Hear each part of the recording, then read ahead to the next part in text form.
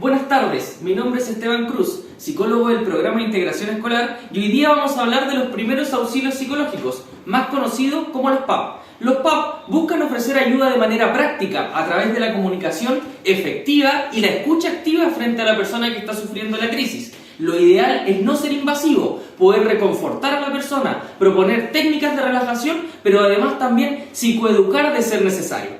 A continuación, revisaremos diversas situaciones en donde proponemos algunos ejemplos en donde debiésemos aplicar los primeros auxilios psicológicos. Hoy día vamos a hablar de lo que es la poesía. ¿Alguien sabe lo que es la poesía? ¿Alguno de ustedes? Rafaela, ¿usted sabe algo de la poesía? A ver, vamos a empezar porque copien el título, copien la fecha de hoy, por favor, saquen todos sus útiles. Tratemos todos de estar atentos, con una buena disposición. Rafaela, ¿le pasa algo? Rafa, ¿qué le pasa? ¿Tiene algún problema? ¿Te sientes bien? Rafita, ¿te sientes bien?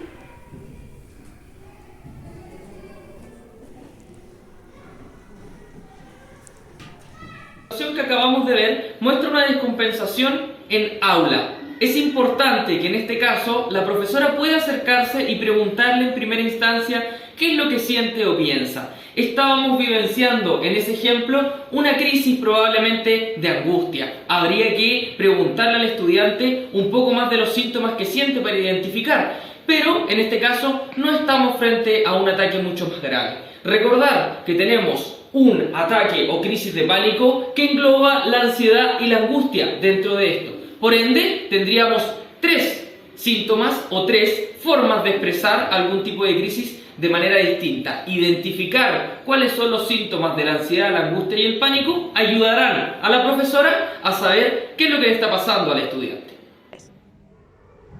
Oye, Rafita, ¿cómo te fue hoy día en clases online? Bien, había poquitos compañeros. ¿No se están conectando todos? No, Pucha.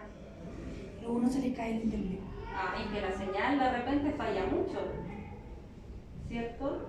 Oye, Rafa, recuerda que el lunes tienes que ir a clases ya del colegio. No, Sí, porque ya se acaban las clases online. no, Tienes que ir. no que...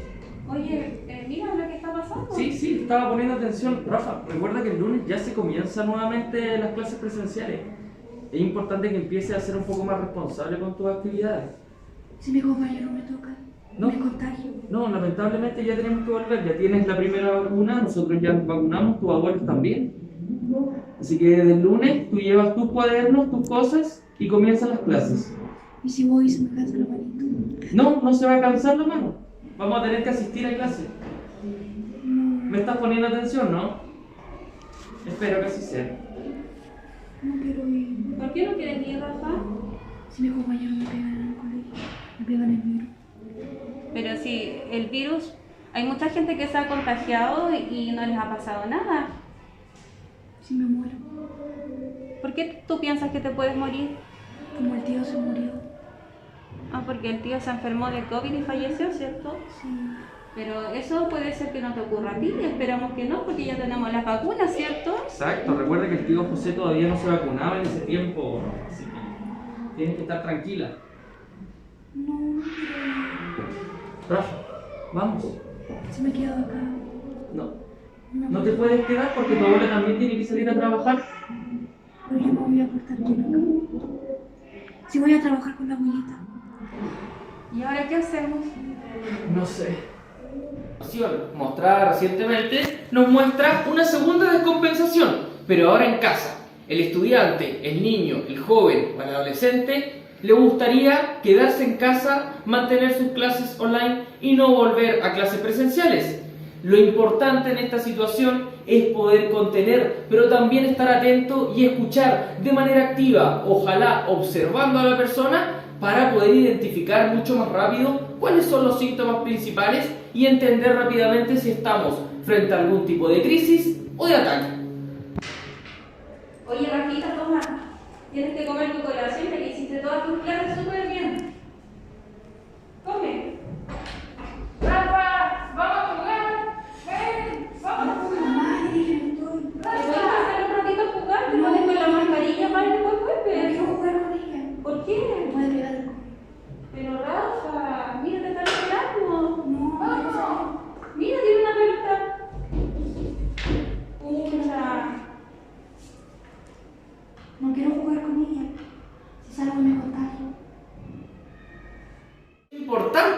acabamos de ver. La niña no quería salir a jugar con su amiga.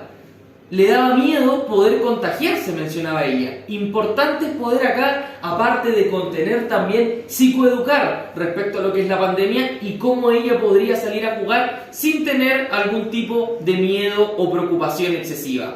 Hay que estar atentos frente a estos síntomas. Si vemos que el niño, el joven o el adulto también en la casa muestra demasiada preocupación frente a la situación a nivel de angustiarlo y tener mucho miedo de salir, es importante poder acudir a un especialista.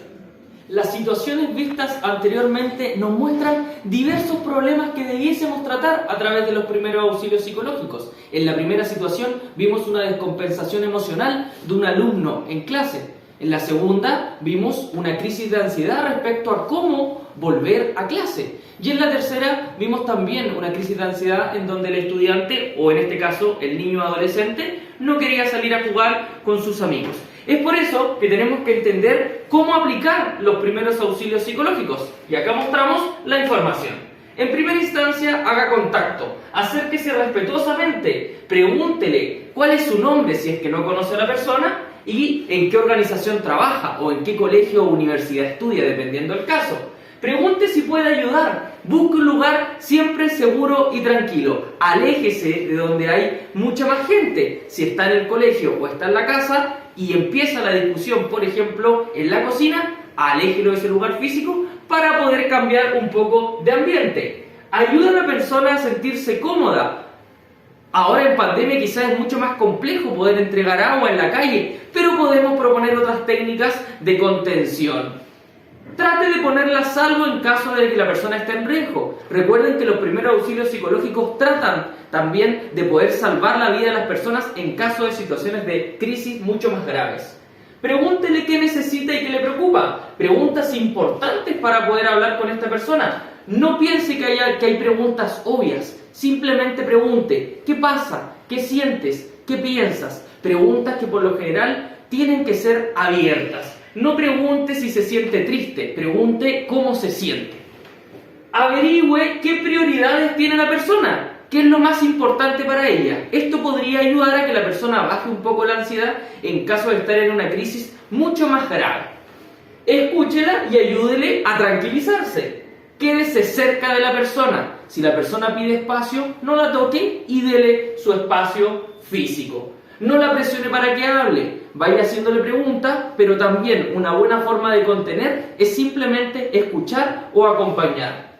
Escúchela si quiere hablar y si está muy angustiada, ayúdele a tranquilizarse y no la deje sola. Puede proponer darle su espacio y comentarle: te espero acá, si necesitas algo, acércate para poder conversar.